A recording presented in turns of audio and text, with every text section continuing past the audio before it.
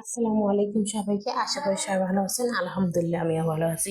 তো আজকে আমি কি কি রান্না কি করলাম না করলাম সবই আপনাদেরকে দেখিয়ে দেব। তো একটু ধৈর্য ধরে আমার ভিডিওটা দেখবেন, অবশ্যই আপনাদের ভালো লাগবে। তো প্রথমে হচ্ছে আমি এখানে পাঙাশ মাছ ভেজে নিচ্ছি। আমার ছেলে মেয়ের ফেভারিট মাছ হচ্ছে পাঙাশ।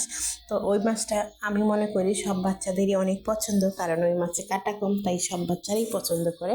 এই জন্য আর কি এই কথাটা বলা। তারপরে হচ্ছে এখানে হচ্ছে শুকনো মরিচ নিয়েছি কয়েকটা। তো এই কয়েকটা মরিচ দিয়ে আমি আজকে সবগুলো ভর্তা কিভাবে তৈরি করি ওটা আপনাদেরকে দেখিয়ে দেবো। আসলে এই মরিচটার নাম হচ্ছে কারেন্ট মরিচ। অনেক ঝাল থাকে, এই জন্য অল্প মরিচে অনেক ঝাল হয়ে যায়। প্রত্যেকটা আমি মনে করি যে ভর্তার ভিতরে মনে হয় একটা থেকে দুইটা মরিচ দিলেই অনেক ঝাল হয়ে যাবে, যার কারণে এই কথাটা বলা।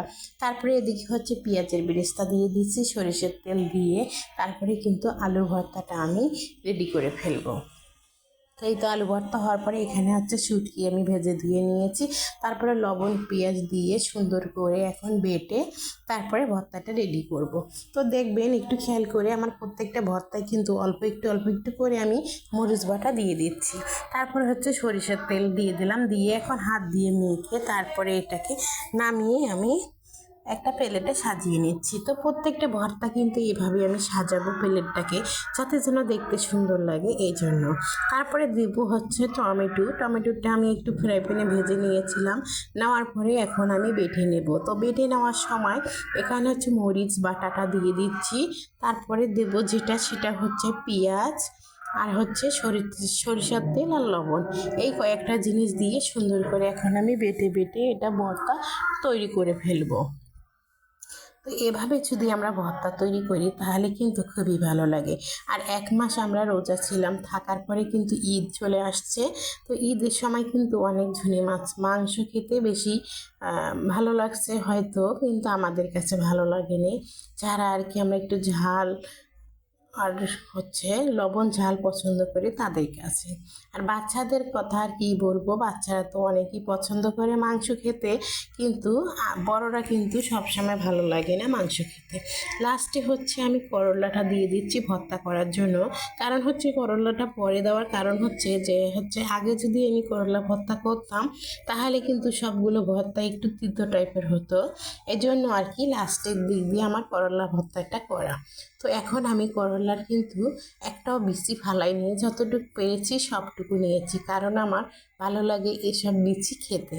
আর এই তো করলাটা সুন্দর করে যখন ভেঙে নেওয়া হয়ে গেছে তখন আমি এখানে সব কিছু দিয়ে দিচ্ছি, যেমন মরিচ বাটা আর হচ্ছে পেঁয়াজ কাটা, লবণ আর হচ্ছে সরিষার তেল দিয়ে হাত দিয়ে মেখে তারপরে কিন্তু আমি উঠিয়ে একটা প্লেটের ভিতরে নিয়ে নেব। তো আমি প্রত্যেকটা ভর্তায় কিন্তু এভাবেই তৈরি করলাম। তো ভর্তার রেসিপিও দেওয়া হলো, আমারও খাওয়া হলো, আপনাদেরও দেখা এবং শেখা হয়ে গেল। আসলে আমি কথাগুলো কি ভুল বললাম না সঠিক বললাম, অবশ্যই কিন্তু আমাকে কমেন্টে জানাতে ভুলবেন না। আর একটা কথা, যারা আমার ভিডিও দেখেন অবশ্যই কিন্তু আমাকে একটা হলেও কমেন্ট করবেন। আপনাদের কমেন্ট দেখতে আমার খুবই ভালো লাগে এবং পড়তেও ভালো লাগে।